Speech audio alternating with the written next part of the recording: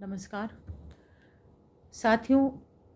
हमारे प्यारे राष्ट्रपिता महात्मा गांधी, जिन्हें हम बड़े प्यार से बापू भी कहकर संबोधित करते हैं, किसी परिचय के मोहताज नहीं है।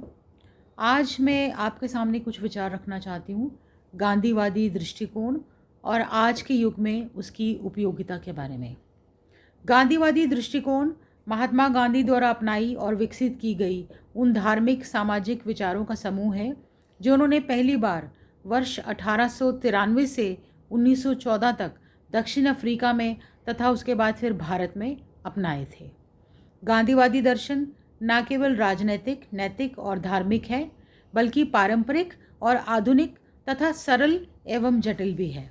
ये कई पश्चिमी प्रभावों का प्रतीक है जिनको गांधी जी ने उजागर किया था, लेकिन ये प्राचीन भारतीय संस्कृति में निहित है तथा सार्वभौमिक, नैतिक और धार्मिक सिद्धांतों का पालन करता है।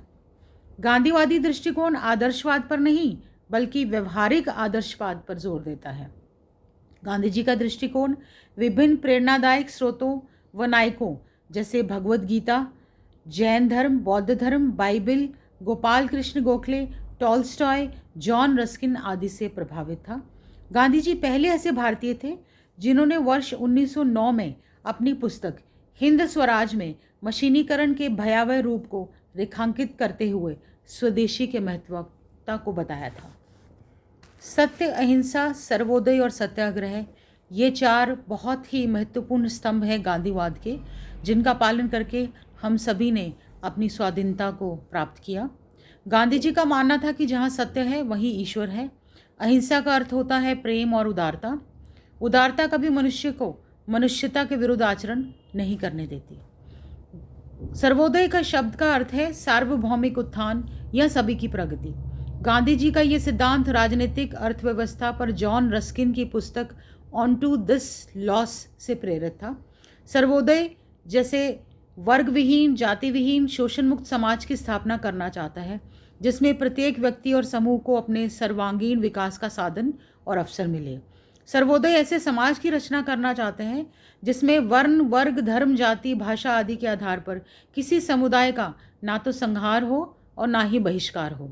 सर्वोदयी समाज की रचना ऐसी होगी जो सर्व के निर्माण और सर्व की शक्ति से सर्व के हित में चले, जिसमें कम या अधिक शारीरिक सामर्थ्य के लोगों को समाज का संरक्षण समान रूप से प्राप्त हो और सभी तुल्य पारिश्रमिक के हकदार माने जाएं।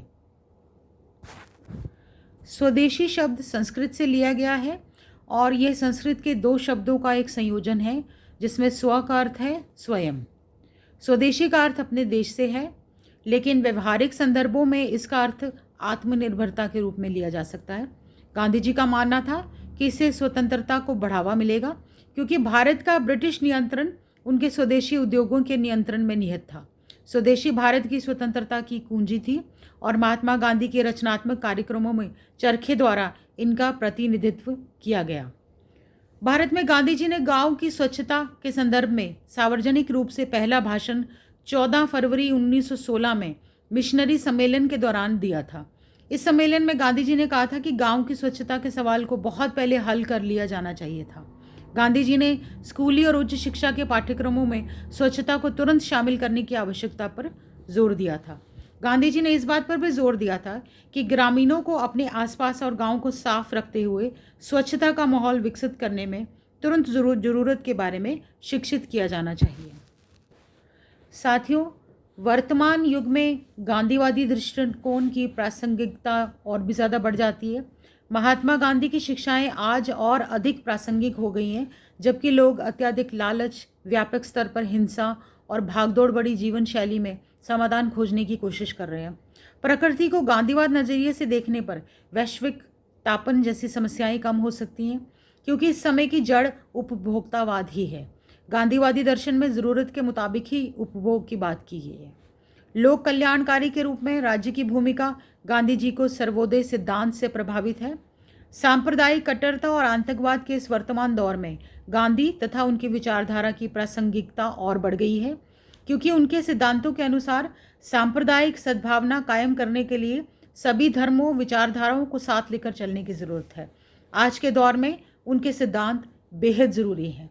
20वीं शताब्दी के प्रभावशाली लोगों में Nelson Mandela, Dalai Lama, Mikhail Gorbachev, Albert Schweitzer, mother Teresa, Martin Luther King, Aung San Suu की, पोलैंड के लेख वालेसा आदि ऐसे लोग हैं जिन्होंने अपने अपने देश में गांधी की विचारधारा का उपयोग किया है और अहिंसा को अपना हथियार बनाकर अपने इलाकों, देशों में परिवर्तन लाया है। तो इससे यही निष्कर्ष निकलता है कि इस समय पूरा विश्व कोरोना वायरस जैसी महामारी से लड़ रहा है। इस महामारी को पर्यावरण क्षरण, स्वच्छता में कमी तथा उपभोक्तावादी जीवन शैली जैसे कारणों का परिणाम माना जा रहा है। गांधीवादी दृष्टिकोण ने सर्वथा पर्यावरण संरक्षण, स्वच्छता, ज़रूरत के अनुसार उपभोग, आत्मनिर्भरता तथा ग्रामीण अर्थव्यवस्था पर जोर दिया है। इस संकट काल में गांधी के विचारों की महत्ता एक बार फिर से स्थापित होती है। इस महामारी ने एक अवसर प्रदान किया है कि हमें अपनी खाद्य श्रृंखला में बदलाव करते हुए गांधीवादी सिद्धांतों को अपनाने की आवश्यकता है। धन्यवाद।